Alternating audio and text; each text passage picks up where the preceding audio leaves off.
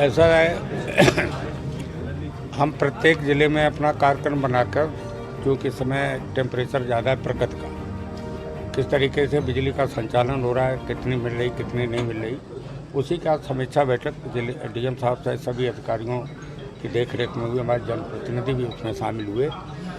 मैं जहाँ जहाँ भी गया हूँ, अभी इटावा जा रहा हूँ, ऊपर वाली कृपा है कि जो चीज़ जितनी बिजली चल रही है उससे आपको शाम से सुबह तक उसका बदलाव नज़र आएगा।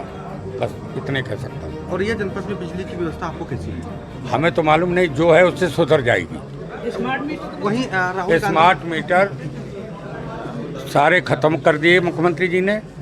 अब सारे पैसे वाले पोस्ट पैड में सारे मीटर कन्वर्ट कर दिए गए। 1-1.5 महीने में वही मीटर सब उपभोक्ताओं का लग जाएंगे। विपक्ष के द्वारा लगातार बिजली कटौती को लेकर के सरकार को घेरा जा रहा, आरोप लगाए जा रहे हैं, क्या कहेंगे? अब विपक्ष तो विपक्ष है, उसको बुराई नहीं करेगा तो उसको लोग विपक्ष नहीं मानेंगे। बढ़ती हुई महंगाई के साथ में बिजली के भी दाम इस समय बढ़ा दिए गए, इस पे क्या कहना है? हमें इसकी जानकारी नहीं है। वहीं राहुल गांधी के द्वारा एक आरोप ये भी लगाया गया कि सीबीएसई परीक्षाएं और जो भी परीक्षाएं बेरोजगारों को हो रही है वो एक निजी कंपनी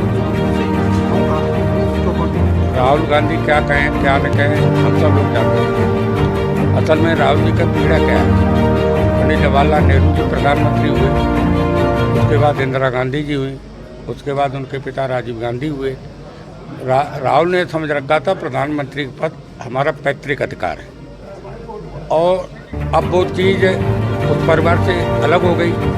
अब माननीय मोदी जी के नेतृत्व में 2014 में चुनाव हुआ, तब से लगातार मोदी जी देश के प्रधानमंत्री हैं। मोदी जी ने अपने कार्यकाल में गरीबों की योजनाएं चालू की। पहले ज़माने में अगर 1 रुपया आता तो 90 पैसे रास्ते में खप जाते थे कमीशन।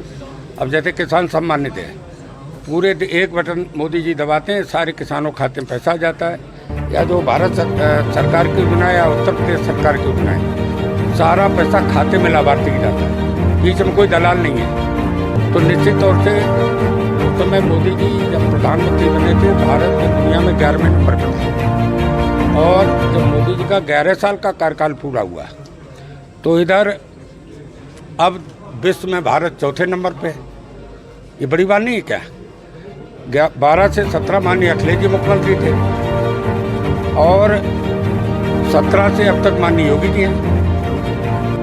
आप लोग हमसे ज़्यादा जानते हो कि सपा सरकार में क्या होता था। दिनदाड़े माताओं बहनों को लूटा जाता था। अब बड़े बड़े माफिया योगी जी ने जमी जोत कर दिए। तो जब बड़े माफिया ऊपर चले गए तो छोटे माफिया है तो जमानत कटा के जेल में चले गए, प्रदेश छोड़ के बाहर चले गए। और मैं समझता हूँ कि सपा के लोग कह रहे हैं सरकार बनाएंगे। इनकी सरकार तो जीवन कभी नहीं बन सकती। जनता समझदार है, माताएं मैंने सुरक्षित ब्याह शादी में जाती हैं, रामराज है। और योगी जी ने अपराध मुक्त उत्तर प्रदेश को करके भारतवर्ष में उत्तर प्रदेश को 1 नंबर का दर्जा दिलाया है, और भारत विकसित होकर दुनिया का 4थे नंबर का देश है। आपने पत्रकारों ने पूछा था लखनऊ बहन जी के बारे में। मैं 2007 में बसपा से विधायक रहा हूँ, तो मैंने कहा बहन जी ने 4 बार शपथ ली है, और शपथ लेने के बाद अब उनका एक समाप्त हो गया। 3 बार माननीय मुलायम सिंह जी मुख्यमंत्री रहे, और 1 बार अखिलेश जी रहे, तो इनका भी समाप्त है। अब नरेंद्र मोदी योगी का युग चल रहा है। बिहार में आपने देखा अखिलेश जी ने 25 सभाएँ की थी, मात्र 2 विधायक जीते। योगी जी ने 31 की थी, मात्र 2 आ रहे थे। बंगाल में योगी जी, मोदी जी, अमित शाह जी सब लग के बंगाल, और बंगाल भी उत्तर प्रदेश से लगा है, और बिहार भी उत्तर प्रदेश से लगा है।